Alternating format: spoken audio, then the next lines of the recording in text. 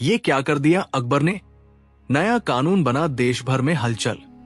अकबर का नाम सुनते ही शहर की गलियां, चाय की दुकानें और ऑफिस के काफिले उसी तरह हिल उठे जैसे पुराने पत्ते हवा के झोंकों में कांपते हैं। अकबर कोई सामान्य नेता नहीं था।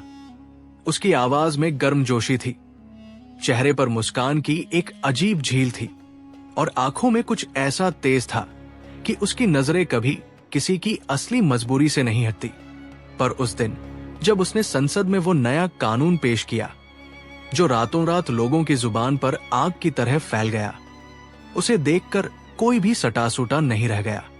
कहानी उसी सुबह से शुरू होती है जब अनिकेत, जो एक छोटे से अखबार में रिपोर्टर था, अपने मॉर्निंग चाय के कप के साथ अनजाने में अखबार खोलता है और शीर्षक पढ़कर ठिठक गया।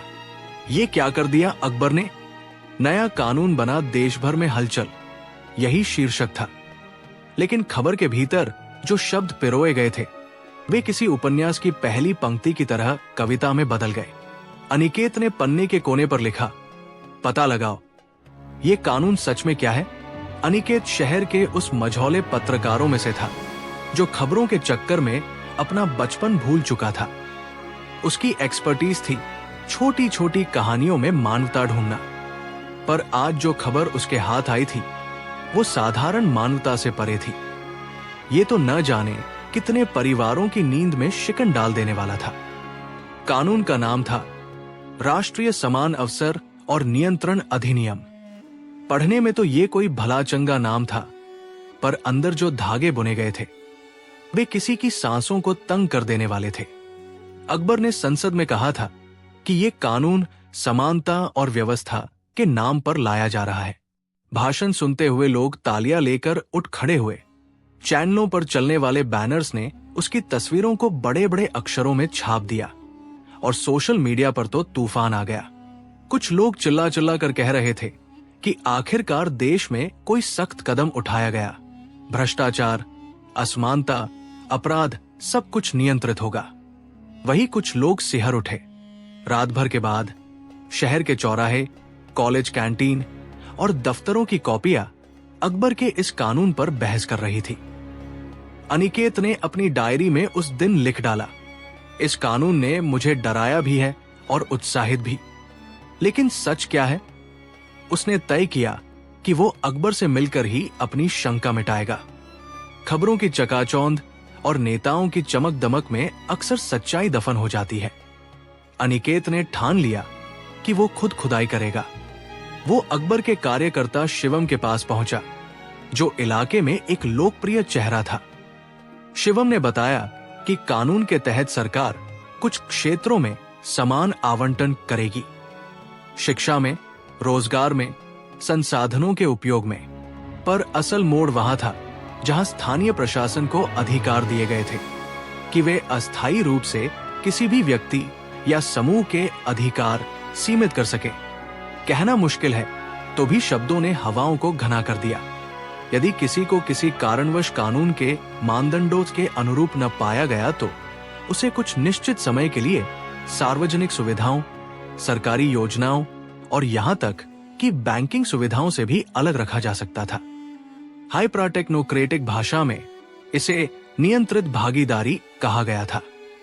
शिवम ने कहा, अकबर ने कहा है कि केवल स्थानों में असमानता खत्म करने के लिए यह व्यवस्था लाई जा रही है। जो लोग संसाधनों का दुरुपयोग कर रहे हैं, जो लाभ उठा रहे हैं, उन्हें रोकना जरूरी है। ये कठोर है पर जरूरत भी है। अनिकेत के मन में कई सवाल उभर आए। कठोरता की परिभाषा कौन तय करेगा? पार्टिसिपेशन की सीमाएं कैसे पहचानी जाएंगी? और सबसे बड़ा सवाल, यदि प्रशासन ने किसी पर गलत आरोप लगा दिए तो उसकी आवाज कहां जाएगी? अनिकेत जर्नलिज्म के उस आदर्श पर विश्वास करता था कि सच्चाई की तलाश अंत तक करनी चाहिए। उसने तय किया कि वो उन घरों में जाएगा जहां ये कानून सबसे पहले लागू हुआ था। शुरुआत हमेशा किसी छोटे से गांव या मोहल्ले से होती है। बड़े निर्णय वही सच्ची मंजिल बनते हैं। पहला पड़ाव था एक छोटी बस्ती, नंदीपुर। खबरों में नंदीपुर का नाम 2-3 बार उछला था। वहां के लोग अकबर के बड़े बड़े भाषण सुनते तो थे, पर जीवन उनके लिए समान अवसर से जुड़ा दिखता ही नहीं था। नंदीपुर की वही गलियां, वही मिट्टी की टंकार और वही हवाएं थी, पर लोगों के चेहरे पर बदलाव स्पष्ट था। एक एक घर से आवाजें उठती थी, हमारी भूमि पर हमारी ही नहीं, सरकार की भी निगरानी है, बिना बताए किससे फैसले होते हैं। अनिकेत ने देखा कि चुनी हुई समितियां किसी सूची के आधार पर लोगों की पहचान निकाल रही थी। कौन मुनाफाखोर है और कौन वंचित, ये पहचान प्रशासन की मर्जी से हो रही थी, पर उन सूचियों के साथ कोई पारदर्शिता नहीं थी। नंदीपुर की एक महिला राधा ने अनिकेत से कहा, मेरे घर में 2 बेटियां हैं, मैंने खेती की, मैंने उनके पढ़ने का इंतजाम किया। अब कानून ने हमें अल्प प्राप्त कह दिया है। इसका मतलब है कि हमें बैंक लोन नहीं मिलेगा, सरकारी राशन नहीं मिलेगा और स्कूल से भी राहतें लेने में दिक्कत आएगी। अकबर ने कहा था समानता लाऊंगा, पर समानता तो बस एक शब्द रह गया। राधा की बातों में दर्द था। अनिकेत ने नोट्स लिए, कैमरा निकाला और राधा की आंखों में झांक कर देखा कि वहां सिर्फ अपने बच्चों की चिंता नहीं थी, एक संपूर्ण जीवन की आशाएं टूट रही थी। वो और अन्य कई परिवारों की कहानियां सुनते हुए अनिकेत को एहसास हुआ कि कानून के शब्द कितने सुंदर थे, पर लागू होते समय जालसा बन जाते थे। जालसा जिसमें छोटी छोटी जिंदगियां फंस जाती थी। वापस आने पर अनिकेत ने अपने संपादक से कहा कि ये सिर्फ एक खबर नहीं, ये एक उपन्यास है। इतने जटिल रिश्ते, इतने विरोधाभास। संपादक ने कहा, ज्यादा ड्रामा मत करो, तथ्य दो। पर अनिकेत में लिखने की आग थी। उसने अकबर के भाषणों का वीडियो देखा, उनके पुरजोर समर्थकों के बयान पढ़े और विरोधियों के तीखे शब्द भी। हर ओर धुंध थी, पर एक बात स्पष्ट थी, अकबर ने ये कानून बड़ी शिद्दत से और अच्छी तैयारी के साथ पेश किया था। ये तैयारी किसने की और किसकी मदद से? अनिकेत ने पाया कि अकबर के करीबी सलाहकारों में 2 व्यक्ति बार बार सामने आते थे। एक था दक्ष, एक था अंजुम। दक्ष तर्कों का आदमी था, तकनीकी और आंकड़ों से खेलना उसका शौक था। अंजुम कानूनों और प्रशासन में महारत रखता था। दोनों ने मिलकर इस कानून के मसौदे को दिन रात तरह तरह से चमकाया। अकबर का भाषण जनता को दिया गया, पर असल में ये मसौदा शहरों के कॉरपोरेट बोर्डरूम और नीति निर्माण कमरों में तैयार हुआ था। अनिकेत ने इस कड़ी को पकड़ लिया। जैसे जैसे वो गहराई में गया, कई बड़े अर्थशास्त्रियों और निवेश सलाहकारों के नाम भी आए, जो कहते थे कि संसाधनों का नियंत्रित वितरण आर्थिक विकास का सहारा बनेगा। पर फिर भी सवाल घर की दीवारों के पावनुमा सन्नाटे में खड़ा था। जिन लोगों को नियंत्रित कर दिया गया, उनकी कहानियां किसने सुनी? अकबर ने टीवी पर कहा था कि 2-3 साल के भीतर सब कुछ बेहतर हो जाएगा, लेकिन 2-3 साल के वादे कई बार उन लोगों के जीवन में नींद ही चुरा लेते हैं। अनिकेत ने महसूस किया कि कानून ने लोगों को 2 कैटेगरी में बांट दिया, सक्षम और नियंत्रित। सक्षम वे थे जो शहरों के सर्किट में रहते थे, जिनके पास दस्तावेज, बैंक बैलेंस और अच्छे वकील थे। नियंत्रित वे थे जिनके पास सिर्फ मजदूरी थी, अनपढ़ बच्चे थे और जिनकी आवाज शहरों तक नहीं पहुंचती थी। समाचार चैनलों पर बहसें तेज हुई। कुछ बोले, ये व्यवस्था भ्रष्टाचार और गैरकानूनी कब्जों के खिलाफ है। विरोधी बोले, ये नियम संवैधानिक अधिकारों का हनन है। सोशल मीडिया पर तो दृश्य कुछ और ही था। लोग मीमों में अकबर की छवियों को बना रहे थे, कुछ मजाक उड़ाते थे, कुछ सांकेतिक विरोध कर रहे थे, पर असली बवंडर जमीनी था, गांव, कस्बे, महानगरों की गलियों में। जैसे जैसे सरकार ने सूची जारी की, लोग अपने अपने हिस्से की परख करने लगे। कुछ के लिए राहतें रुक गई, कुछ के लिए योजनाएं उपलब्ध कर दी गई, लेकिन सबसे जटिल बात यह थी कि जिन लोगों के हिस्से से खूबियां हटाई गई, उनके जीवन की छोटी छोटी प्रतिज्ञाएं भी टूट गई। बच्चों की स्कूल फीस, दवा के पैसे, बैंक में जमा वे छोटे छोटे आकांक्षाएं। और यही परिवर्तन धीरे धीरे शहरों के मनोविज्ञान में दरारें डालने लगा। अनिकेत ने एक वकील सीमा से बात की। सीमा के पास उन मामलों का अनुभव था जिनमें गरीब वर्ग पर कानूनी लाठी पड़ती है। उसने कहा, कानून कोई व्यक्ति को बिना सुनवाए अयोग्य कैसे बता सकता है? ये प्रक्रिया कहाँ है? ये आयोग क्या है जिन्हें सरकार बना रही है? सीमा ने कहा कि संविधान में नागरिकों को सुनने का अधिकार मिलता है और न्याय प्रक्रिया में पारदर्शिता अनिवार्य है। अगर ये कानून संविधान के खिलाफ हुआ तो हम उसे अदालत में ले जाएंगे। उसने कहा, पर अदालतों की प्रक्रिया धीमी थी और जिन लोगों की जिंदगी रोकी जा रही थी उनके पास समय नहीं था। वो शाम अनिकेत के लिए एक संकेत की तरह थी। उसने सोचा कि हर कहानी के बीच एक ऐसा केंद्र होता है जहां किस्मतें टकराती हैं। इसी बीच उसे एक अजीब सा पत्र मिला, बिना पता, बिना नाम। पत्र में लिखा था, हमें चाहिए कि तुम सच बताओ। अगर तुम मेरे बारे में लिखते हो तो मेरी मां को स्कूल की फीस मिल जाएगी। अनिकेत के दिल में एक झटके जैसा हुआ। वो जानता था कि हर खबर के पीछे व्यक्तियों की जिंदगी होती है। उसने उस पत्र को एक संकेत के रूप में लिया और तय किया कि वो उन लोगों की कहानियां बताएगा जिन्हें नियंत्रित किया गया है। ये उसका काम था, भाषणों और आंकड़ों के बीच फंसे मानवीय चेहरे दिखाना। उसने लिखना शुरू किया, राधा की बेटियां, नंदीपुर के किसान, एक स्कूल के प्रधान की दुविधा जिसने सरकारी अनुदान खो दिया, एक छोटे व्यापारी का बंद गया कर्ज। ये सब कहानियां बनकर उसके शब्दों में समा गई। पर जैसे ही उसने प्रकाशित किया, कुछ अजीब हुआ। उसकी खबरों ने अचानक शहर में हलचल ला दी। लोग अखबार के खिलाफ और उसके समर्थन में टिप्पणियां करने लगे। कुछ लोगों ने कहा कि अनिकेत ने अल्पसंख्यक रूप से चीजें बढ़ा दी है। एक रात उसकी नजर उन ट्वीट्स पर पड़ी जिनमें किसी ने लिखा था कि अनिकेत असामाजिक तत्वों को बढ़ावा दे रहा है। अनिकेत को डर लगा। वो उम्मीद करता था कि सच बोलने का अर्थ हो जागरण, पर वहां अराजकता की भी बू थी। अकबर के समर्थकों ने विरोधियों को राजनीतिक साजिश कहा। अकबर ने एक नई प्रेस कॉन्फ्रेंस बुलाकर कहा कि कुछ लोग कानून को बदनाम कर रहे हैं ताकि व्यवस्था गिराने की कोशिश की जा सके। उसने ये भी कहा कि हर चीज में पारदर्शिता रहेगी, सूची सार्वजनिक कर दी जाएगी और प्रत्येक व्यक्ति को सुनवाई का मौका मिलेगा। पर सवाल फिर वही था, सुनवाई में समय कितना लगेगा? और जिनकी जिंदगी खरोंच खा चुकी थी, उन्हें क्या मिलेगा? समय बीतता गया, शहर का माहौल भारी होता गया। कुछ लोग रोजगार के लिए कतारों में खड़े थे पर देख रहे थे कि उनकी बारी छूट रही है, जैसे किसी ने उनके नाम से विडंबना की हो। स्कूलों में बच्चों की उपस्थिति घट गई क्योंकि माता पिता चिंतित थे कि अगर उनके बच्चे स्कूल गए और उनके दस्तावेजों की प्रक्रिया पूरी न हुई तो स्कूल सहायता से वंचित रह जाएंगे। दफ्तरों में लोग अपने बैंक विवरण और परिचय पत्रों की जांच कर रहे थे, जैसे वे किसी अपराध की पकड़ की तैयारी कर रहे हों। देश भर में हलचल इस अर्थ में फैल गई कि सार्वजनिक विश्वास तक लड़खड़ा गया था।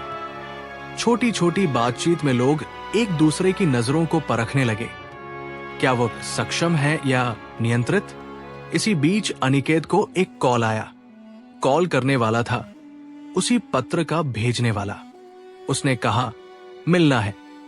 अनिकेत निर्धारित जगह पर पहुंचा और उसकी मुलाकात हुई एक मध्यम आयु के शिक्षक से जिसका नाम विरजित था। विरजित ने बताया कि उसका स्कूल पिछली बार एक सरकारी अनुदान कार्यक्रम के कारण नियंत्रित सूची में आ गया था। हमने भ्रष्टाचार नहीं किया, उसने कहा। हमारे डॉक्यूमेंट में कुछ त्रुटियां थी। जो भी हो, पर बच्चों का क्या? उसकी आवाज में दर्द था। वो जानता था कि यदि स्कूल का पैसा रुक गया तो कई बच्चों के भविष्य पर असर पड़ेगा। उसने कहा कि वो अदालत जाएगा, पर उसके पास पैसे नहीं थे, वकील नहीं था। अनिकेत ने उसकी बात सुनी और समझा कि कानून की कठोरता कहीं और लोगों को नीचे खींच रही है। कुछ महीने बाद सरकार ने सुनवाई का वादा पूरा किया और एक विशिष्ट प्रक्रिया अपनाई, पर यह प्रक्रिया इतनी जटिल थी कि आम लोगों के लिए समझना कठिन था। ऑनलाइन फॉर्म, पहचान के नए मानक और एक नया मानदंड परीक्षण, इन सब का बोझ सबसे अधिक पिछड़े वर्ग पर पड़ा। अनिकेत ने कई बार देखा कि लोग बैंक शाखाओं में घंटों खड़े रहते पर कोई सहानुभूति दिखाने वाला नहीं था। जहां सहानुभूति दिखी वहां भी अक्सर सिस्टम ने रास्ता नहीं दिया। इससे रहन सहन का छोटा सा ताना बाना टूटने लगा। कहानी का मोड़ तब आया जब अकबर खुद अनिकेत से मिलने आया। एक सार्वजनिक समारोह के दौरान अकबर ने मंच पर कहा, मुझे लगता है कि कुछ चीजें हमें मिलकर ठीक करनी चाहिए।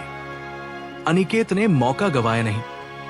उसने सभागार के बाहर मिलकर अकबर से पूछा, सर, आपने कानून घोषणा करते समय लोगों को धमकाया नहीं क्या? आपने ये नहीं सोचा कि ये प्रक्रिया आम लोगों के जीवन को प्रभावित करेगी? अकबर ने शांत मुस्कान के साथ कहा, अनिकेत, मैं जानता हूं कि परिवर्तन दर्द देता है, पर क्या दर्द से हम पीछे हट जाए? मैं देश के लिए सही कर रहा हूं। अनिकेत ने देखा कि अकबर की आंखों में एक अस्थायी कठोरता है, पर उसके शब्दों में भी सच्चाई की कोई बूंद थी। वो भी सोचता था कि कोई बड़ी मरम्मत करनी है। फिर भी अनिकेत को अकेला में अकबर की योजना का एक अंधेरा पहलू मिला। उसने पता लगाया कि कुछ उद्योगपतियों और बड़े व्यापारिक घरानों को इस कानून से लाभ होने वाले थे। संसाधनों का रस निकालने के नए रास्ते खुल रहे थे। जब सरकार ने कुछ क्षेत्रों में निजी कंपनियों को पुनर्रचना का अधिकार दिया, तो कई संपत्तियां उनके हाथों में चली गई।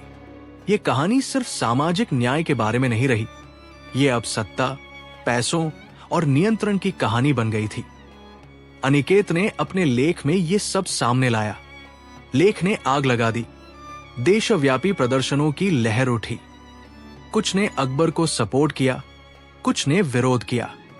दोनों तरफ के लोग दावा कर रहे थे कि उनका पक्ष देश के हित में है, पर असली दुख तब हुआ जब हिंसा की खबरें आने लगी। कुछ जगहों पर पुलिस और प्रदर्शनकारियों में भिड़ंत हुई। अनिकेत ने देखा कि जहां भी भूख और निराशा गहरी थी, वही लोग सबसे ज्यादा उग्र हो रहे थे। अकबर ने कहा कि वो स्थिति को काबू में कर लेगा। विपक्ष ने कहा कि ये दमन है। कहानी के बीच में एक छोटी सी घटना आई जिसने सब कुछ बदल दिया। नंदीपुर के पास एक रात बिजली चली गई और एक छोटा सा स्कूल जल उठा जिसमें कई बच्चों के दस्तावेज रखे हुए थे।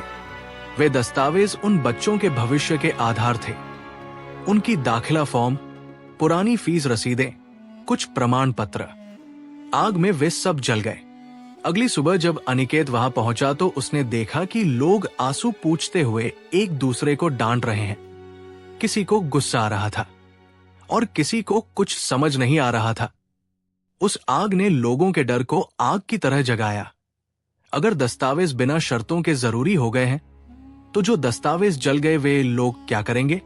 उस रात से आंदोलन और तेज हो गया। लोग सड़कों पर निकले और एक बड़ा नाम, हम सब, उठकर सामने आया। अखबारों की बहुत सी क्रांतिकारी कहानियां वहीं से निकली।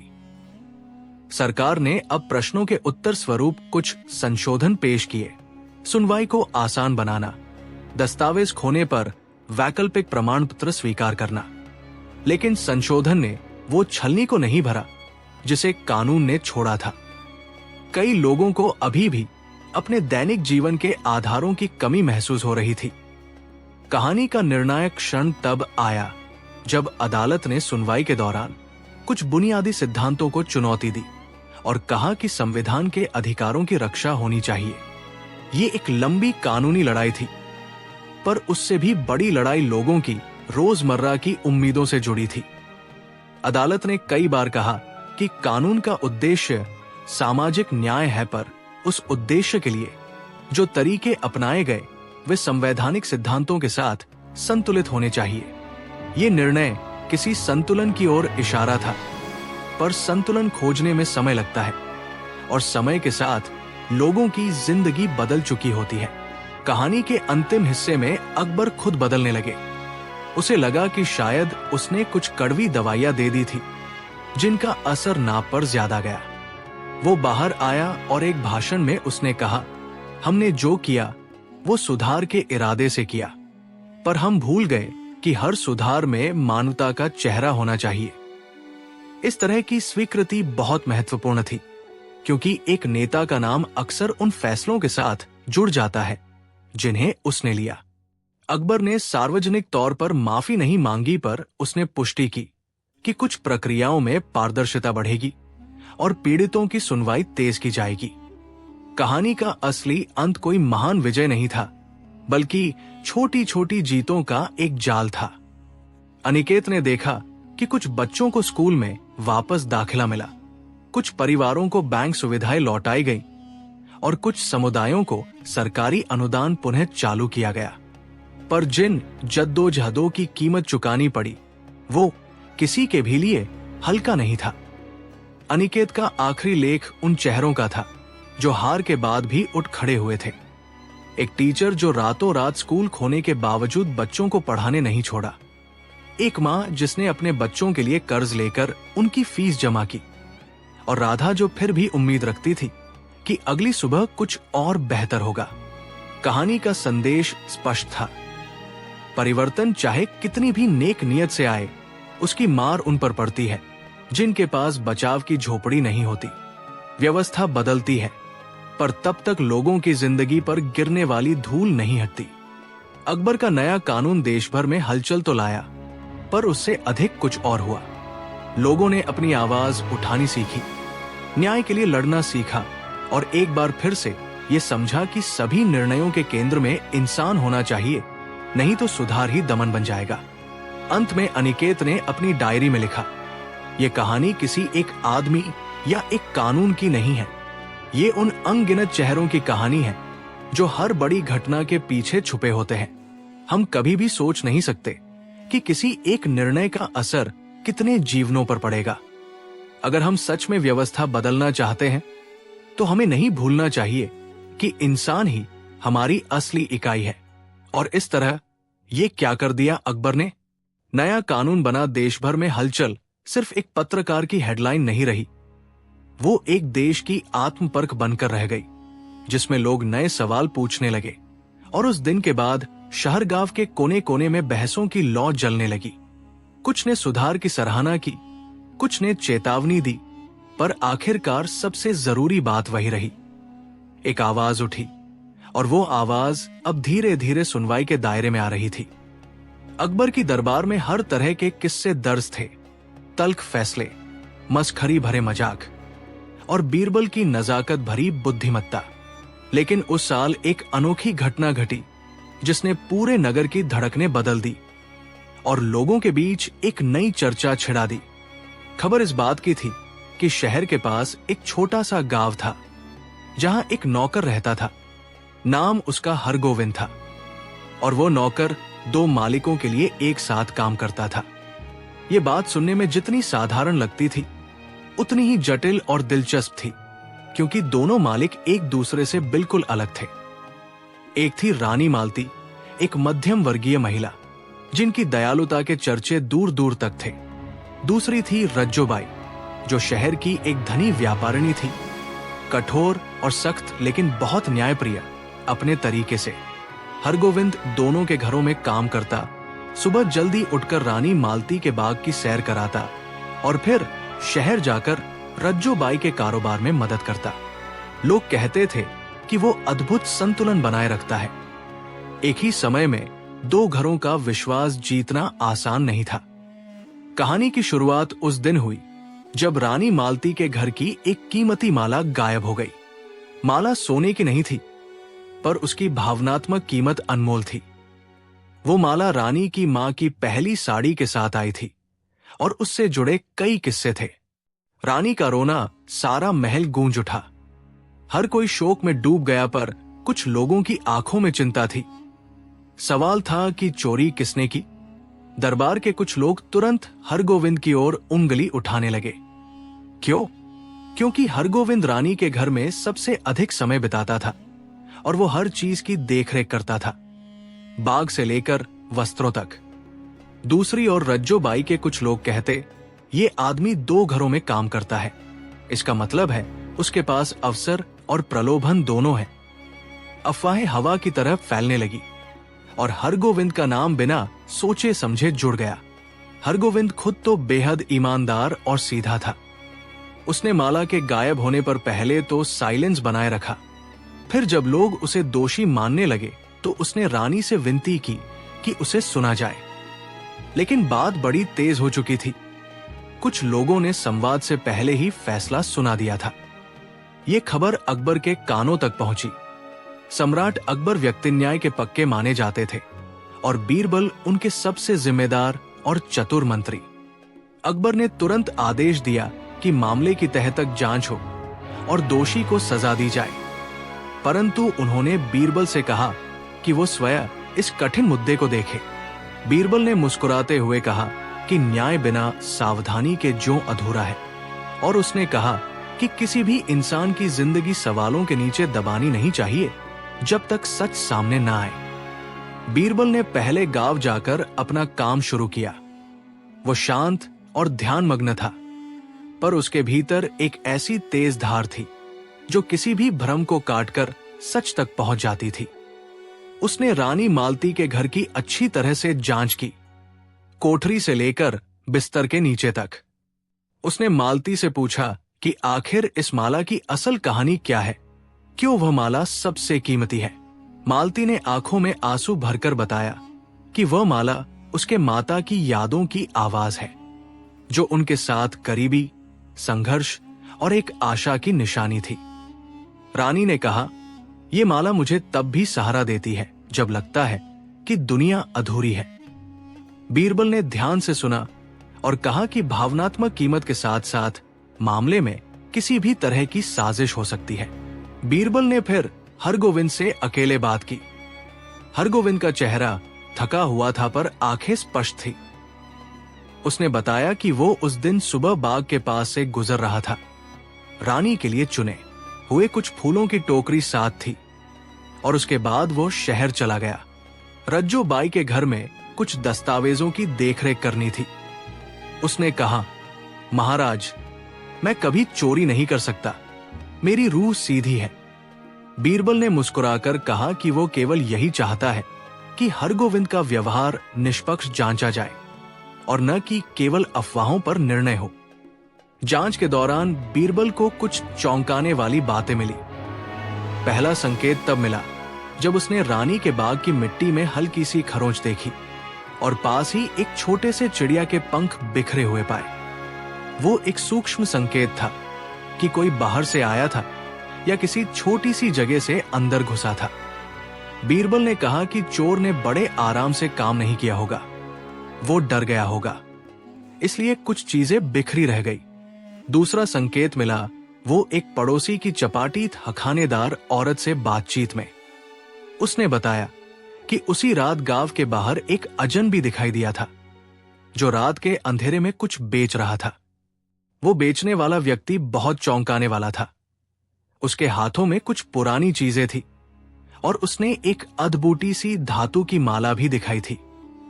पड़ोसी ने बताया कि उसने उस बेचने वाले को खरीदा भी था, पर वो चीज सही से काम नहीं आई, इसलिए उसने वापस दे दी थी। यह कहानी बीरबल के लिए एक सुराग थी। बीरबल ने गांव के कुछ बच्चों से भी बातें की। बच्चों से ज्यादा सच किसने कहा है? बच्चे अक्सर चतुर होते हैं। लड़कों ने बताया कि रात को उन्होंने एक आदमी को देखा था जो रानी के घर की दीवारों के पास खड़ा था। वो आदमी कुछ खोज रहा था, फिर वो वहां से भाग गया।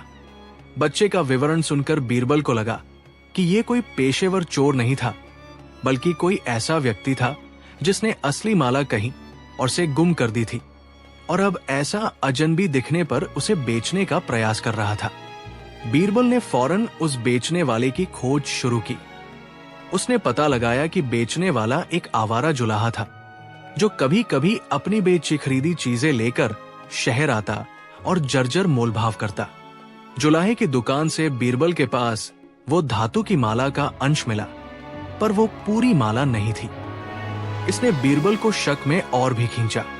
उसने अपने जाल को थोड़ा और फैलाया और उन सभी लोगों से बात की जो रात को गांव के आसपास घूमते थे, चरवाहे, लकड़हारे और मंदिर के पुजारी। बीरबल ने फिर रज्जो बाई से मुलाकात की। रज्जो बाई बड़ी तेज और निर्णायक महिला थी। उन्होंने सब कुछ शांति से सुना, पर उनकी आंखों में तीव्रता थी। बीरबल ने उन्हें बताया कि कुछ सुराग मिले हैं, पर वो अंतिम निष्कर्ष पर नहीं पहुंचा था। रज्जो बाई ने माना कि उनके यहां इतने औजार और दस्तावेज हैं कि कोई भी नौकर किसी भी चीज की तरफ आकर्षित हो सकता है। पर उन्होंने कहा, हरगोविंद ईमानदार है और मेरे यहां वर्षों से रहा है। मैं उसे दोषी मानने से पहले सबूत चाहती हूं। रज्जो का यह कहना बीरबल के काम में सहायक साबित हुआ, क्योंकि न्याय के द्वार पर भी वक्त और सही जानकारी चाहिए होती है।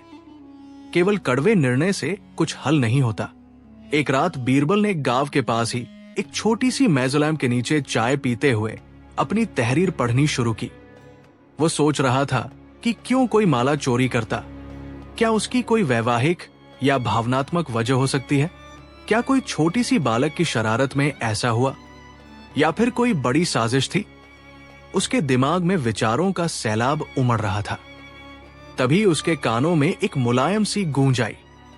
कोई शख्स पास के पेड़ के नीचे गुनगुना रहा था। बीरबल ने देखा कि यह गुनगुनाहट कुछ पुरानी तान का था, और फिर अचानक उसकी आंखों में चमक आ गई। यही वो पुरानी कहानी थी जो कई वर्षों से सुनने में आती थी। कभी कभी लोग वस्तुओं की जगह भावनाओं को नहीं पहचानते और चीजें गलत हाथों में चली जाती। अगले ही दिन बीरबल ने सारा गांव इकट्ठा किया और कहा कि वो सच जानना चाहता है। उसने सबसे पहले हरगोविंद को बुलाया और बोला, तुम्हारे साथ न्याय होगा, पर पहले हमें तुम्हें कुछ बताना है। ये सुनकर हरगोविंद का चेहरा उत्सुकता से चमक उठा। बीरबल ने फिर सबको रानी के घर की मालाओं की तस्वीर दिखाई। एक एक करके उसने हर माल की कहानी बताई, और फिर अचानक उसने वो धातु की अंशमाला दिखा दी जो जुलाहे के पास से मिली थी। भीड़ में हल्की सी खनक हुई। बीरबल ने कहा, यह वही माला नहीं है जो रानी की है, पर किसी ने इसे बेचने की कोशिश की। जो बेचने वाला था उसने कहा कि यह गड़बड़ हो चुकी माला है, जिसे किसी ने गलती से किसी और जगह रख दी थी। क्या किसी ने यहां देखा कि माला किसने खोई थी? कई लोग चुप रहे, पर एक बूढ़ी औरत ने हाथ उठाया। वो वही पड़ोसी थी जिसने बेचने वाले के बारे में बताया था। वो बोली, मैंने उसे देखा था। उसने माला बिकती देखी, पर उसने कहा कि वो इसे वापस दे दिया। भीड़ में एक हड़कंप मची और कुछ लोगों ने कहा कि आखिर किसने इसे वापस दिया? क्या वो व्यक्ति सच में वापस कर गया था? ये बीरबल के लिए एक नया सवाल था। उसने लोगों से कहा कि वे सब शांत हो और सच बोले। तब एक किशोर युवक ने कदम बढ़ाया। उसने कहा कि वह रात को पागल की तरह दौड़ता हुआ एक अजनबी देख कर गया था जो किसी चीज को छुपाए जा रहा था। वो युवराजी और निडर था। उसकी आंखों में कुछ अलग सी सच्चाई थी। उसने बताया कि उसने देखा कि अजनबी ने एक झोला नदी के किनारे फेंक दिया था और वहीं से चला गया। यह सुनकर बीरबल ने तुरंत आदेश दिया कि नदी की तलाश की जाए। नदी की गहराई में कई चीजें मिली। पुराने कपड़े, एक टूटी हुई नक्काशी वाली हंडी और एक बैग जिसमें एक सादा सा झोल था। झोल के अंदर एक छोटी सी चिट्ठी मिली। चिट्ठी में एक बच्चे की लिखावट थी और लिखा था कि मैंने माला नहीं ली, मैंने इसे केवल एक सुरक्षित जगह पर रखा। माला महत्वपूर्ण है और मैं डर गया कि लोग मुझे मार देंगे। अगर आप इसे चाहते हैं तो नदी के किनारे देखिए। ये चिट्ठी पढ़कर बीरबल का मन एकदम पक्का हो गया कि कोई नौजवान, शायद बाग का कोई लड़का, किसी कारणवश माला लेकर सुरक्षित जगह पर छुपा गया था। बीरबल ने बाग के कर्मचारियों से बात की और उनके संग मेल मिलाप से पता चला कि उस सप्ताह एक नया लड़का गांव आया था। उसका नाम श्याम था। श्याम एक अनाथ था जिसे कोई घर नहीं मिला और उसने कुछ दिन पहले रानी मालती के बाग में काम करना शुरू किया था। उसके कपड़े जर्जर थे, पर आंखों में एक चमक थी। वो अक्सर अकेले बैठकर सोचता रहता था और कभी कभी किसी की मदद करता। बीरबल ने महसूस किया कि शायद श्याम ने माला को देखा और भावुक होकर उसे उठा लिया, पर बाद में डरकर उसे कहीं छुपा दिया। बीरबल ने श्याम को ढूंढ निकाला। वो नदी के पास ही मिल गया। आंखों में डर और जलन थी। उसने देखा कि बीरबल की आंखों में कोई दया है, पर साथ ही सख्ती भी। श्याम ने धीरे से कहा, मैंने माला इसलिए उठाई क्योंकि मुझे लगा कि कोई उसे लेकर चला जाएगा। और फिर जो लोग उस माला को लाए थे, उनसे वो झूठ बोला कि वह पुरानी है। मैंने डरकर माला ले ली और उसे छिपा दिया। मुझे अफसोस है। बीरबल ने शांति से श्याम को समझाया कि उसका डर समझ में आता है, पर गलत काम सही नहीं ठहरता। उसने कहा कि सच्चाई बताने पर उसके साथ दया की जाएगी। तभी हल्ला हुआ। कुछ लोग बोले कि हरगोविंद को दोष न दे, वो निश्चय ही निर्दोष है। रज्जो बाई ने भी प्रत्यक्ष समर्थन दिया कि हरगोविंद पर झूठा आरोप नहीं लगाया जाए। रानी मालती की आंखों में आंसू थे, पर उनके चेहरे पर करुणा थी। उन्होंने कहा कि वो श्याम को माफ कर देंगी, पर शायद उसे सीखना होगा कि चोरी कभी माफ नहीं की जाती। बीरबल की सूझबूझ ने सच सामने ला दिया और भ्रम का पर्दा हट गया। लेकिन कहानी यहां खत्म नहीं हुई। श्याम की बातों में एक और राज छुपा था। उसने बताया कि उस रात उसने माला उठाई क्योंकि वो देखना चाहता था कि रानी की मां का अतीत क्या था। वो माला देखकर वो अपने अतीत की कहानी से जुड़ना चाहता था, क्योंकि श्याम का मन भी किसी मां की याद में बेचैन था। श्याम ने कहा कि उसके पास कोई पहचान नहीं थी, पर माला ने उसे अंदर से कपा दिया। उसने बताया कि उसने चोरी नहीं की थी, उसने केवल अपना डर्रा जताया और माला को सुरक्षित जगह पर रख दिया था। सम्राट अकबर ने सुनकर कहा कि जब कोई विधि इंसान की संवेदना से जुड़ी हो तो न्याय में नरमी और तर्क का मेल होना चाहिए। बीरबल ने सुझाया कि श्याम को सजा न दी जाए, पर उसे समाज में उपयोगी बनाकर उसे पढ़ने लिखने और काम की शिक्षा दी जाए, ताकि वो कभी गलत रास्ते न ले। रानी मालती ने तुरंत कहा कि वो श्याम को अपने बाग में रखेगी और उसे सबक सिखाएगी। रज्जो बाई ने कहा कि वो श्याम को व्यापार का कुछ ज्ञान देगी ताकि वो आत्मनिर्भर बन सके। हरगोविंद को साफ तौर पर निर्दोष घोषित किया गया और उसकी इज्जत बहाल की गई। पर जनता का दिल ये सब कैसे सहे? कुछ लोगों को ये सबक अजीब लगा। एक नौकर जिसका नाम हरगोविंद था, जिसे बिना सबूत के आरोपी बनाया गया, पर फिर न्याय ने उसे मुकद्दर बदल दिया। बीरबल ने कहा कि अफवाहों में फंसकर किसी की जिंदगी बर्बाद करना सबसे बड़ी बुराई है, और आज का फैसला समाज को यह सिखाने के लिए था कि सोच समझकर और प्रमाण के साथ ही न्याय हो। समाप्ति की रात में जब दरबार शांत हुआ और चांद अपनी पूरी रोशनी से विराजमान था, अकबर और बीरबल बाग में टहल रहे थे। अकबर ने कहा, तुमने फिर सही समय पर सच्चाई निकाली। बीरबल ने थोड़ी मुस्कान के साथ जवाब दिया, सच्चाई हमेशा छोटी छोटी धड़कनों में छिपी रहती है और उसे सुनने वाला दिल चाहिए। शाम के उस समय श्याम ने रानी से कहा कि वो जीवन में कुछ बड़ा करना चाहता है और उसे इस अवसर के लिए धन्यवाद दिया। हरगोविंद ने आकर कहा कि वो अब और किसी के लिए भी बुरा नाम नहीं चाहेगा। उसने ठान लिया कि वो अपनी ईमानदारी से अपना नाम चमकाएगा। रज्जो बाई ने कहा कि व्यापार में भी ईमानदारी ही सबसे बड़ा धन है, और उसने कुछ जमीन और व्यापार की बारीकियां श्याम को सिखानी शुरू की। समाज में लोगों के मन में ये कहानी एक मिसाल बनकर रह गई कि सच्चाई और न्याय दोनों के लिए धैर्य और बुद्धिमत्ता की जरूरत होती है। अकबर और बीरबल की नीतियों ने गांव में नए रंग भर दिए। अब लोग किसी के बारे में तुरंत रिया रिवाज नहीं करते, नहीं बिना जांच के कोई निर्णय लेते। रानी मालती ने फिर अपनी मां की माला को दिए जाने के बाद एक समारोह रखा, जिसमें सभी ने मिलजुल कर श्याम की पास पड़ोस की शिक्षा के लिए चंदा दिया। समय के साथ श्याम बड़ा हुआ और उसने रज्जो बाई के साथ मिलकर एक छोटा व्यापार खड़ा किया, जो धीरे धीरे लोगों के भरोसे पर खरी उतरी। हरगोविंद की इज्जत हर घर में लौट आई और वह दोनों मालिकों के बीच एक पुल बन गया, जिसने सोसाइटी में मैत्री और सहानुभूति का संदेश फैलाया। रानी मालती की करुणा और रज्जो बाई की व्यावहारिकता ने मिलकर एक ऐसी मिसाल पेश की कि कैसे समाज अपने खोए हुए हिस्सों को फिर से जोड़ सकता है। कई वर्षों बाद जब अकबर की यादों की किताबें सजने लगी, उस दिन की कहानी को भी कहा गया। वह दिन जब एक माला और एक नौकर के कारण पूरे गांव की सोच बदल गई। दरबार में लोग तब बातें करते थे कि कैसे बीरबल ने छोटी सी सुरागों से पूरे जाल को खोला और कैसे उसने साबित किया कि इंसान का मन जटिल है पर संवेदनशील भी। उस दिन के बाद से कोई भी गांव का वृद्ध व्यक्ति बच्चों को यही कहानी सुनाकर प्रेरित करता। सुनो, जल्दी में किसी पर दोष न लगाना, क्योंकि जो सच है उसे धैर्य और जांच से ही पहचाना जा सकता है। और यूं ही बीरबल की सूझबूझ, अकबर के न्यायप्रिय निर्णय, रानी मालती की करुणा और रज्जो बाई की व्यावहारिकता ने मिलकर उस गांव को एक नई दिशा दी। हरगोविंद और श्याम की दोस्ती समय के साथ गहरी हुई और उनकी जिंदगी का सफर इस बात का प्रमाण था कि जब इंसान ईमानदार हो और समाज उसे अवसर दे तो छोटे से छोटा व्यक्ति भी बड़ा बदल सकता है।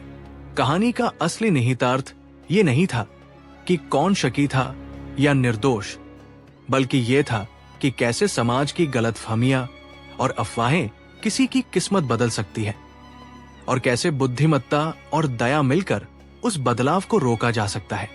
अकबर और बीरबल ने एक बार फिर दिखा दिया कि न्याय केवल सजा देने का नाम नहीं है, बल्कि ये समझने और सुधारने का भी नाम है।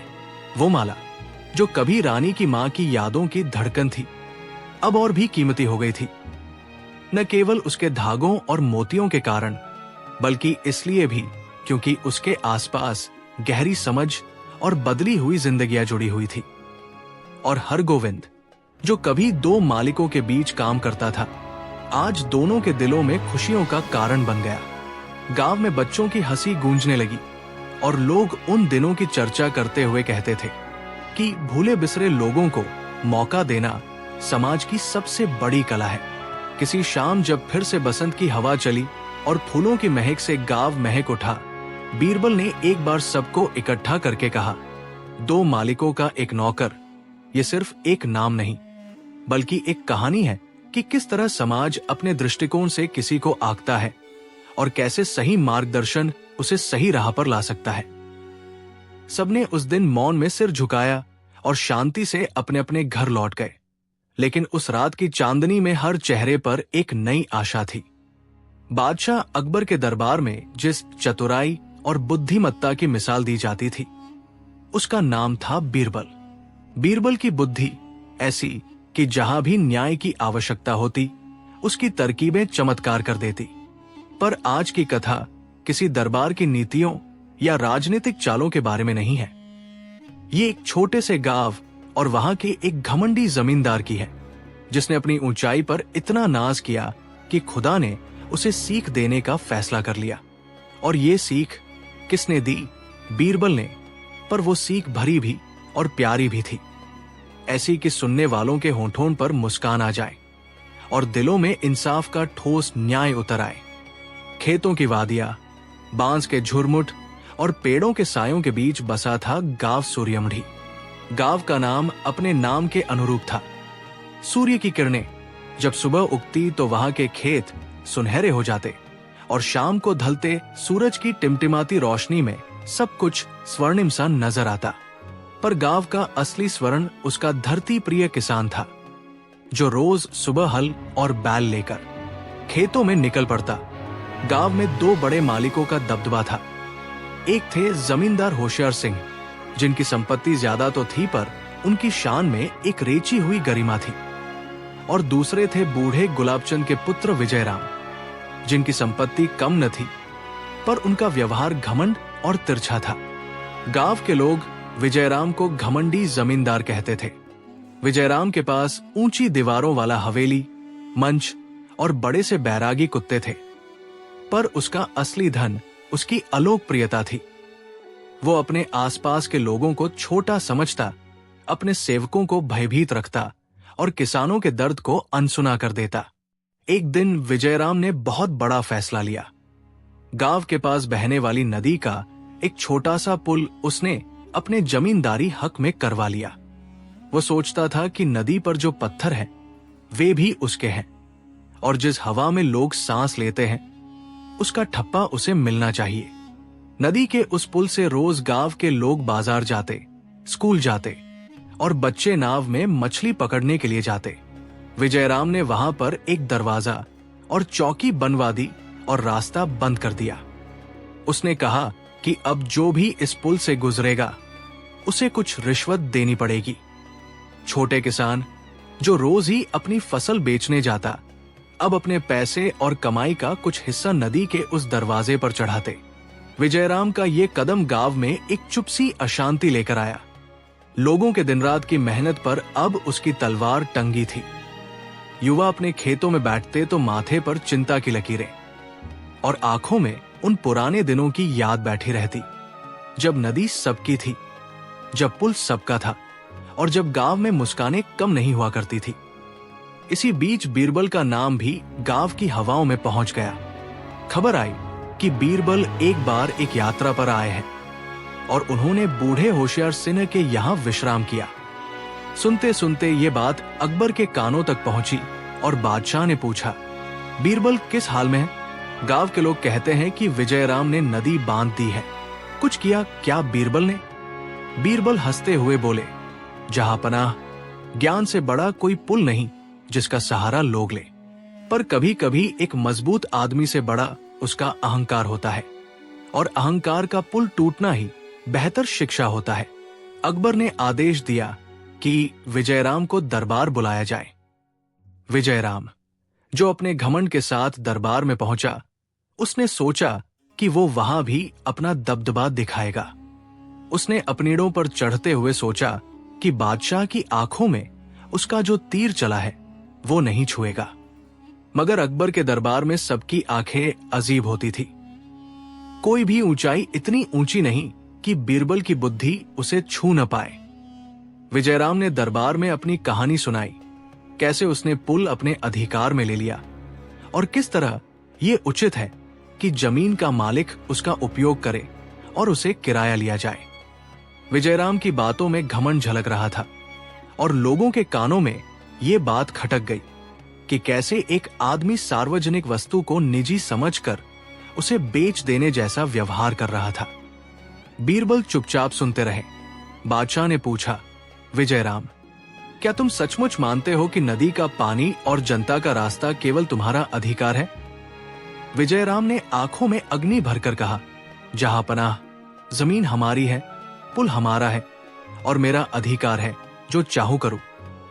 कुछ लोग बैठक में फुसफुसाते हुए बोले कि ये बात कहाँ तक ठीक है। सरकार और न्याय की वजह से ही तो गांव में शांति बनी रहती है। बीरबल ने धीमे स्वर में कहा, विजयराम, तुम्हारी बात में एक समस्या है। जब हम धरती को हक माने तो हमें उस धरती के साथ उसकी जिम्मेदारी भी निभानी चाहिए। अकबर मुस्कुराए और बोले, ठीक कहा बीरबल, पर तुम्हें विजयराम को समझाना पड़ेगा। उनके अहंकार का दायर बड़ा है। बीरबल ने हंसकर कहा, जहांपनाह, अहम किसी को इतना बड़ा नहीं होना चाहिए कि वो दूसरों की जिंदगियां छोटा कर दे। मैं विजयराम को एक कहानी सुनाकर समझाऊंगा। विजयराम ने सोचा कि ये मजाक है। क्या कोई बीरबल की कहने से वो बदल जाएगा? पर जिस तरह बीरबल की बातें अक्सर पत्थर सी कठोर परंतु मुस्कान भरी होती थी, वही आज भी काम आई। बादशाह ने आशीर्वाद दिया और बीरबल ने एक योजना बनाई। अगले दिन बीरबल विजयम से मिलने गांव गए। विजयराम ने उन्हें हवेली से नजरअंदाज करते हुए कहा कि वो एक बड़े आदमी के रूप में व्यस्त है, पर बीरबल किसी साधारण चक्कर से नहीं आए थे। उन्होंने गांव की हवा में रहकर लोगों से बात की, किसानों के घरों में बैठकर उनकी पीड़ा सुनी, बच्चों के साथ खेलकर उनकी मासूम हंसी देखी और नदी के पुल पर खड़े होकर देखा कि किस तरह रोज ठोकरे खाने वाले लोग हथियारों और बैलगाड़ियों के साथ कमजोर पड़ रहे थे। वो जानना चाहते थे कि विजयराम का घमंड किस जगह से लेकर बढ़ा। बीरबल ने गांव के चौबारे पर जाकर कहा, विजयराम, मेरे साथ चलिए, मैं आपको एक जगह दिखाना चाहता हूं। विजयराम ने सोचा कि ये छोटा सा आदमी उसे हराने की कोशिश कर रहा है, पर उसकी आत्मा पर कोई असर नहीं पड़ेगा।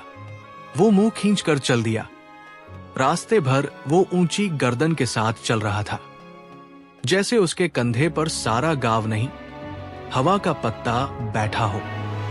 बीरबल ने चुपचाप उसे नदी के पास ले जाकर कहा, यह पुल बहुत पुराना है, महीनों से टूट रहा है, पर लोग इसे जोड़ तोड़ कर होकर इस्तेमाल कर लेते हैं। अगर इसे बंद कर दिया गया तो गांव में बहुत मुश्किल होगी। विजयराम ने कड़े स्वर में कहा, यह मेरा अधिकार है, जो मैं चाहता हूं वो करता हूं। बीरबल ने मुस्कान भरे लहजे में कहा, ठीक है विजयराम, यदि ये तुम्हारा सब कुछ है तो चलिए इसे सत्यापन के लिए करते हैं। विजयराम ने तंज में पूछा, क्या सत्यापन बीरबल? तुम मेरे सामने आकर मुझसे खेल कर रहे हो? बीरबल ने कहा, नहीं, मैं तुम्हें एक साधारण चुनौती देता हूं। कल सवेरे नदी के उस पार पर एक बड़ा मेले सा आयोजन होगा। आयोजन में कुछ कलाकार, कुछ व्यापारी और बहुत से गांव वाले आएंगे। मैं चाहता हूं कि तुम वहां जाओ और अपनी तलवार रखें, पर नियम यह होगा कि रात भर तुम्हें वहां कैद रहना होगा, बिना किसी सुविधाओं के। यदि तुम सुबह बिना किसी कष्ट के निकल आए तो मैं तुम्हारे अधिकार को मान लूंगा, पर यदि तुम वहां से दुखी होकर निकलो तो तुम्हें नदी का रास्ता खोल देना होगा और जो भी नुकसान हुआ हो उसका मुआवजा देना होगा। विजयराम ठठाकर हंसा। वो सोच रहा था कि यह विरोध का तरीका हास्यास्पद है। बीरबल, क्या तुम पागल हो? मैं कैसे वहां रात बिताऊंगा? बीरबल ने धीरे से कहा, अगर तुम्हारा घमंड मजबूत है तो देखना आसान होगा कि असली मजबूती किसमें है, तुम्हारे अधिकार में या तुम्हारे हृदय की उदासीनता में। विजयराम ने अपने नखरों और शान के साथ कहा, मैं तैयार हूं। और वो इस बहाने को स्वीकार करके राजी हो गया कि रात वहां बिता देगा। उस रात गांव में एक अलग सी हलचल थी। लोग उत्सुक थे कि विजयराम वहां रात बिताएगा तो क्या होगा।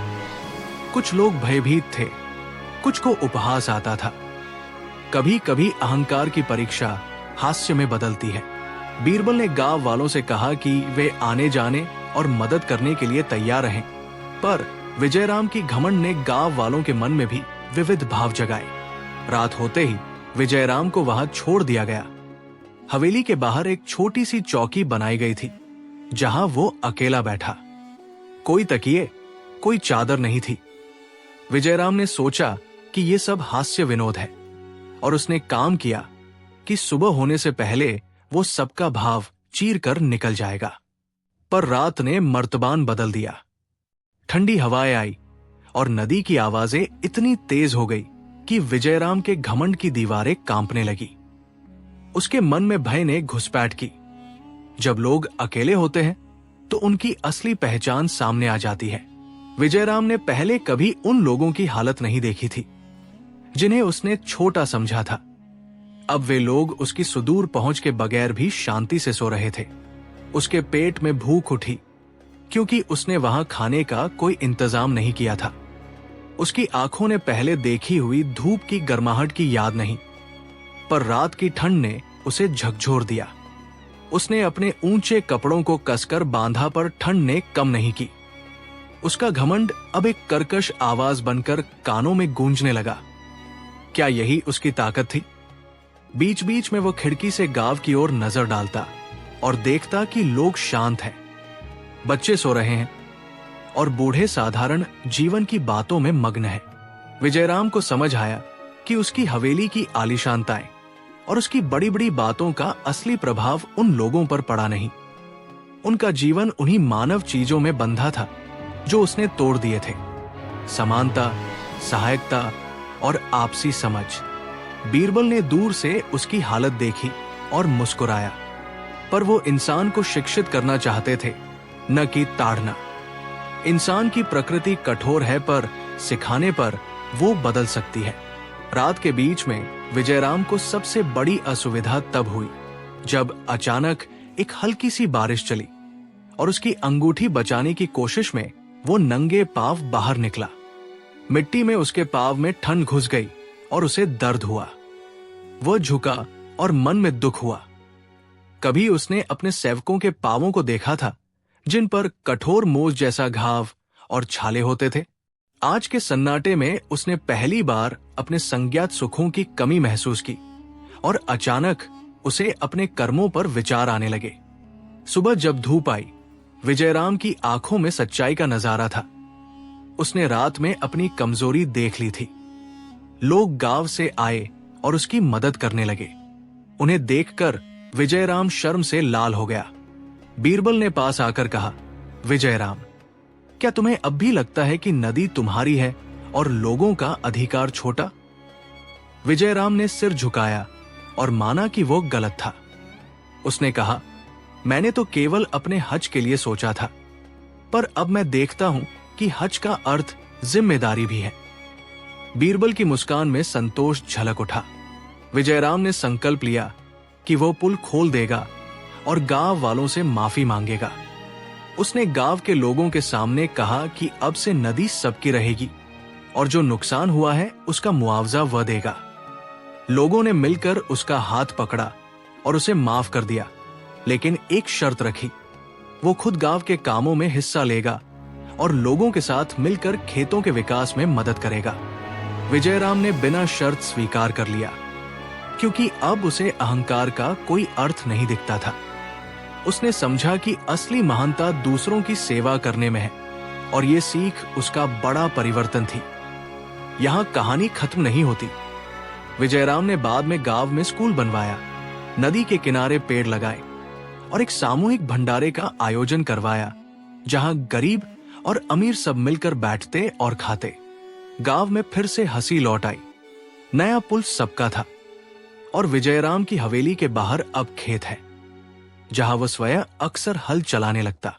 बीरबल की बुद्धि ने न केवल विजयराम को सुधार दिया, बल्कि पूरे गांव को सिखाया कि अगर एक नेता या मालिक अपने अधिकार को समझदारी और दया से नहीं संभाले तो समाज में कटुता फैल सकती है, पर अगर वही शक्ति, प्रेम और सेवा में बदल जाए तो गांव का कल्याण अनिवार्य होता है। ये कहानी सुनाने का मकसद सिर्फ ये दिखाना नहीं कि बीरबल ने कैसे विजयराम को हरा दिया, बल्कि ये बताना है कि कैसे अहंकार, चाहे वो बड़ा आदमी का हो या छोटे से किसी का, समाज की नींव को कमजोर कर देता है।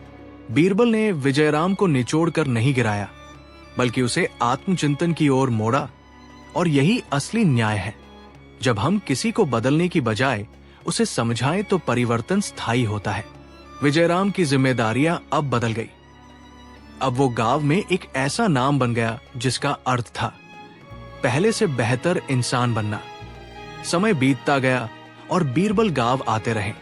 हर बार उनकी बातों में एक नई सीख छिपी होती, पर वे कभी नहीं चुकती। उन्होंने विजयराम को यह भी सिखाया कि शक्ति का प्रयोग केवल आदेश देने के लिए नहीं होता। उसकी असली परीक्षा तब होती है जब वो अपनी शक्ति का उपयोग दूसरों की भलाई के लिए करे, न कि उनके ऊपर अपनी ऊंचाई दिखाने के लिए। विजयराम ने इसे अपनी जिंदगी का आदर्श बना लिया, और जब भी किसी नए जमींदार का अहंकार पैदा होता, वो उन्हें अपनी बदलती कहानी सुनाकर रोका करता। गांव के लोग अक्सर हंसकर कहते, हमारे यहाँ का सबसे बड़ा कानून नदी की आजादी न केवल जल का अधिकार है, बल्कि जीवन की समानता का संदेश है। इस सब के बीच बीरबल ने एक बार फिर अकबर के दरबार में जाकर कहा, जहां पनाह, इंसान का सबसे बड़ा गर्व उसका आत्मसम्मान होता है, पर यदि वो आत्मसम्मान दूसरे का अपमान बन जाए तो वो गर्व नहीं, बुराई है। अकबर ने सिर हिलाकर सहमति दी और कहा, तुम्हारी बातें हमेशा न्याय की चुड़ैल बनकर नहीं आती बीरबल, तुम्हारी बातें प्रेम और समझ का दर्पण है। बीरबल ने बारीकी से देखा कि कैसे एक छोटे से गांव की घटना बड़े बड़े हुक्मों और चरित्रों को बदल सकती है। विजयराम की कहानी सिर्फ उनके बदलने की नहीं थी, बल्कि ये साबित करती थी कि जब बदलने वाले बड़े हों तो समाज भी बदलता है। गांव सूर्यमढ़ी में आज भी उस नदी का पुल है, और पुल के पास एक छोटा सा पत्थर रखा हुआ है जिस पर लिखा है, यहां पर वो जमींदारी समाप्त होती है जो इंसानियत को बांट दे। बच्चे उस पत्थर के पास खेलते हैं और बूढ़े लोग उनकी कहानियां सुनाते हैं। विजयराम अपने खेतों में खड़ा होकर देखता है कि किस तरह छोटे छोटे लोगों के प्रयास से गांव की तस्वीर बदलती है। बीरबल की बुद्धि यहाँ कभी कभी हवा से गूंजती है। कभी वो दरबार में बैठकर मुस्कुराते हैं, तो कभी गांव की चौपाल में आकर बच्चों को पढ़ाते हैं कि असली शान दूसरों की मदद करने में है और असली ताकत वही है जो दया में बदल सके। कथा का समापन उस दिन हुआ जब विजयराम ने गांव के स्कूल में जाकर बच्चों को पढ़ाया, न सिर्फ किताबें बल्कि जीवन की सच्चाइयां। एक छोटा लड़का बीरबल से पूछ बैठा, दादा, क्या हर घमंडी आदमी बदल सकता है? बीरबल ने उसकी आंखों में देखा और कहा, बेटा, अगर उसके दिल में एक छोटी सी झिलमिल बची हो जो उसकी गलतियों को दिखा सके तो हर घमंडी आदमी बदल सकता है। पर यह काम मतलबी लहजे और कठोर कानूनों से नहीं, समझदारी और प्यार से होना चाहिए। लड़के ने सिर हिलाकर कहा, तो मैं भी बड़ा होकर लोगों को प्यार दूंगा। बीरबल ने सिर पर हाथ रखा और मुस्कुराए। यही असली विजय थी। विजयराम की कहानी, बीरबल की तरकीब और गांव की मेहनत मिलकर एक ऐसी दास्तान बन गई जिसे सुनकर कोई भी सोचने पर मजबूर हो जाता। क्या मेरी शक्ति किस काम आती है? क्या मैं उसे किसी के दुख पर उभार रहा हूं या किसी की मदद के लिए उठा रहा हूं? पर रात ने मर्तबान बदल दिया। ठंडी हवाएं आई और नदी की आवाजें इतनी तेज हो गई कि विजयराम के घमंड की दीवारें कांपने लगी। उसके मन में भय ने घुसपैठ की। जब लोग अकेले होते हैं तो उनकी असली पहचान सामने आ जाती है। विजयराम ने पहले कभी उन लोगों की हालत नहीं देखी थी जिन्हें उसने छोटा समझा था। अब वे लोग उसकी सुदूर पहुंच के बगैर भी शांति से सो रहे थे। उसके पेट में भूख उठी क्योंकि उसने वहां खाने का कोई इंतजाम नहीं किया था।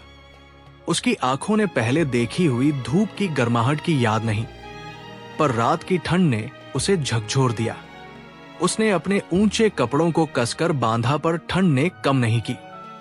उसका घमंड अब एक कर्कश आवाज बनकर कानों में गूंजने लगा। क्या यही उसकी ताकत थी? बीच बीच में वो खिड़की से गांव की ओर नजर डालता और देखता कि लोग शांत हैं, बच्चे सो रहे हैं और बूढ़े साधारण जीवन की बातों में मग्न हैं। विजयराम को समझ आया कि उसकी हवेली की आलीशानताएं और उसकी बड़ी बड़ी बातों का असली प्रभाव उन लोगों पर पड़ा नहीं। उनका जीवन उन्हीं मानव चीजों में बंधा था जो उसने तोड़ दिए थे। समानता, सहायकता और आपसी समझ। बीरबल ने दूर से उसकी हालत देखी और मुस्कुराया, पर वो इंसान को शिक्षित करना चाहते थे, न कि ताड़ना। इंसान की प्रकृति कठोर है, पर सिखाने पर वो बदल सकती है। रात के बीच में विजयराम को सबसे बड़ी असुविधा तब हुई जब अचानक एक हल्की सी बारिश चली और उसकी अंगूठी बचाने की कोशिश में वो नंगे पांव बाहर निकला। मिट्टी में उसके पांव में ठंड घुस गई और उसे दर्द हुआ।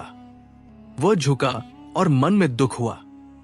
कभी उसने अपने सेवकों के पांवों को देखा था जिन पर कठोर मोज जैसा घाव और छाले होते थे। आज के सन्नाटे में उसने पहली बार अपने संज्ञात सुखों की कमी महसूस की और अचानक उसे अपने कर्मों पर विचार आने लगे। सुबह जब धूप आई, विजयराम की आंखों में सच्चाई का नजारा था। उसने रात में अपनी कमजोरी देख ली थी। लोग गांव से आए और उसकी मदद करने लगे। उन्हें देखकर विजयराम शर्म से लाल हो गया। बीरबल ने पास आकर कहा, विजयराम, क्या तुम्हें अब भी लगता है कि नदी तुम्हारी है और लोगों का अधिकार छोटा? विजयराम ने सिर झुकाया और माना कि वो गलत था। उसने कहा, मैंने तो केवल अपने हज के लिए सोचा था, पर अब मैं देखता हूं कि हज का अर्थ जिम्मेदारी भी है। बीरबल की मुस्कान में संतोष झलक उठा। विजयराम ने संकल्प लिया कि वो पुल खोल देगा और गांव वालों से माफी मांगेगा। उसने गांव के लोगों के सामने कहा कि अब से नदी सबकी रहेगी और जो नुकसान हुआ है उसका मुआवजा वह देगा। लोगों ने मिलकर उसका हाथ पकड़ा और उसे माफ कर दिया, लेकिन एक शर्त रखी, वो खुद गांव के कामों में हिस्सा लेगा और लोगों के साथ मिलकर खेतों के विकास में मदद करेगा। विजयराम ने बिना शर्त स्वीकार कर लिया, क्योंकि अब उसे अहंकार का कोई अर्थ नहीं दिखता था।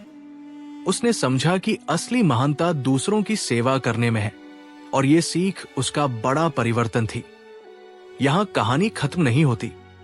विजयराम ने बाद में गांव में स्कूल बनवाया, नदी के किनारे पेड़ लगाए और एक सामूहिक भंडारे का आयोजन करवाया जहां गरीब और अमीर सब मिलकर बैठते और खाते।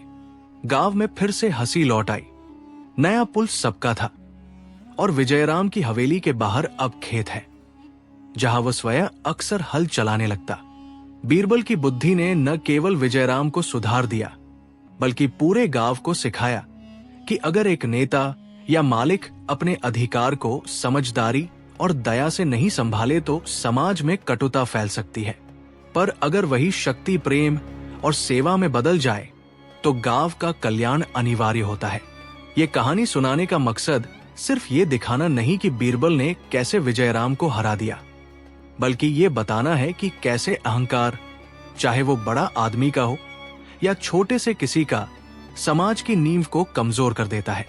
बीरबल ने विजयराम को निचोड़कर नहीं गिराया, बल्कि उसे आत्मचिंतन की ओर मोड़ा, और यही असली न्याय है। जब हम किसी को बदलने की बजाय उसे समझाएं तो परिवर्तन स्थायी होता है। विजयराम की जिम्मेदारियां अब बदल गई। अब वो गांव में एक ऐसा नाम बन गया जिसका अर्थ था पहले से बेहतर इंसान बनना। समय बीतता गया और बीरबल गांव आते रहे। हर बार उनकी बातों में एक नई सीख छिपी होती, पर वे कभी नहीं चुपती। उन्होंने विजयराम को यह भी सिखाया कि शक्ति का प्रयोग केवल आदेश देने के लिए नहीं होता। उसकी असली परीक्षा तब होती है जब वो अपनी शक्ति का उपयोग दूसरों की भलाई के लिए करे, न कि उनके ऊपर अपनी ऊंचाई दिखाने के लिए। विजयराम ने इसे अपनी जिंदगी का आदर्श बना लिया, और जब भी किसी नए जमींदार का अहंकार पैदा होता, वो उन्हें अपनी बदलती कहानी सुनाकर रोका करता। गांव के लोग अक्सर हंसकर कहते, हमारे यहाँ का सबसे बड़ा कानून नदी की आजादी न केवल जल का अधिकार है, बल्कि जीवन की समानता का संदेश है। इस सब के बीच बीरबल ने एक बार फिर अकबर के दरबार में जाकर कहा, जहांपनाह, इंसान का सबसे बड़ा गर्व उसका आत्मसम्मान होता है, पर यदि वो आत्मसम्मान दूसरे का अपमान बन जाए तो वो गर्व नहीं, बुराई है। अकबर ने सिर हिलाकर सहमति दी और कहा, तुम्हारी बातें हमेशा न्याय की चुड़ैल बनकर नहीं आती बीरबल, तुम्हारी बातें प्रेम और समझ का दर्पण है। बीरबल ने बारीकी से देखा कि कैसे एक छोटे से गांव की घटना बड़े बड़े हुक्मों और चरित्रों को बदल सकती है। विजयराम की कहानी सिर्फ उनके बदलने की नहीं थी, बल्कि ये साबित करती थी कि जब बदलने वाले बड़े हों तो समाज भी बदलता है। गांव सूर्यमढ़ी में आज भी उस नदी का पुल है, और पुल के पास एक छोटा सा पत्थर रखा हुआ है जिस पर लिखा है, यहाँ पर वो जमींदारी समाप्त होती है जो इंसानियत को बांट दे। बच्चे उस पत्थर के पास खेलते हैं और बूढ़े लोग उनकी कहानियां सुनाते हैं। विजयराम अपने खेतों में खड़ा होकर देखता है कि किस तरह छोटे छोटे लोगों के प्रयास से गांव की तस्वीर बदलती है। बीरबल की बुद्धि यहाँ कभी कभी हवा से गूंजती है, कभी वो दरबार में बैठकर मुस्कुराते हैं, तो कभी गांव की चौपाल में आकर बच्चों को पढ़ाते हैं कि असली शान दूसरों की मदद करने में है, और असली ताकत वही है जो दया में बदल सके। कथा का समापन उस दिन हुआ जब विजयराम ने गांव के स्कूल में जाकर बच्चों को पढ़ाया, न सिर्फ किताबें बल्कि जीवन की सच्चाइयां। एक छोटा लड़का बीरबल से पूछ बैठा, दादा, क्या हर घमंडी आदमी बदल सकता है? बीरबल ने उसकी आंखों में देखा और कहा, बेटा, अगर उसके दिल में एक छोटी सी झिलमिल बची हो जो उसकी गलतियों को दिखा सके तो हर घमंडी आदमी बदल सकता है। पर यह काम मतलबी लहजे और कठोर कानूनों से नहीं, समझदारी और प्यार से होना चाहिए। लड़के ने सिर हिलाकर कहा, तो मैं भी बड़ा होकर लोगों को प्यार दूंगा। बीरबल ने सिर पर हाथ रखा और मुस्कुराए। यही असली विजय थी। विजयराम की कहानी, बीरबल की तरकीब और गांव की मेहनत मिलकर एक ऐसी दास्तान बन गई जिसे सुनकर कोई भी सोचने पर मजबूर हो जाता। क्या मेरी शक्ति किस काम आती है? क्या मैं उसे किसी के दुख पर उभार रहा हूं या किसी की मदद के लिए उठा रहा हूं? वक्त की रफ्तार तेज थी पर उसके निशान स्थायी। सूर्यमढ़ी की कहानी पास के गांवों तक फैल गई और लोग वहां आकर देखते कि कैसे एक घमंडी जमींदार, एक चतुर दरबारिया और गांव वालों के संयुक्त प्रयास ने एक छोटे से पुल को सबका बना दिया। बीरबल का न्याय न केवल कानूनी था बल्कि दिलों का भी था, और यही उसकी सबसे बड़ी सफलता थी। विजयराम अब गांव का रहनुमा बन चुका था, पर उसके चेहरे पर पहले जैसी कठोरता नहीं रह गई थी। अब वहां सहानुभूति झलकती थी। वो अक्सर कहता, मैंने जाना कि जब तुम दूसरों का सम्मान करते हो तो दुनिया तुम्हें सम्मान देती है। कहानी से जो सीख मिलती है वो सरल पर गहरी है। शक्ति का सही उपयोग, हृदय का सही स्थान और लोगों के बीच बना सामंजस्य ही समाज को उन्नत बनाता है। बीरबल की बुद्धिमत्ता ने इस बात को साबित किया कि कभी कभी अहंकार को तोड़ने के लिए कठोरता की नहीं, बल्कि शांत और सूझबूझ भरी चालों की जरूरत होती है। विजय का असली अर्थ नहीं सिर्फ जीतना, बल्कि सुधारना और दूसरों को साथ लेकर चलना भी है। और इस तरह सूर्यमढ़ी का नाम इतिहास में एक ऐसे गांव के रूप में दर्ज हो गया जहां एक घमंडी जमींदार को समझकर बदला गया, न कि उसे निचोड़कर। आखिरकार बीरबल और विजयराम की ये कहानी उस कल्याण का संदेश बन गई जो न केवल गांवों तक सीमित रहा, बल्कि दूर दूर तक फैल गया। क्योंकि जहां इंसानियत की जीत होती है, वहां समाज की असली तरक्की होती है।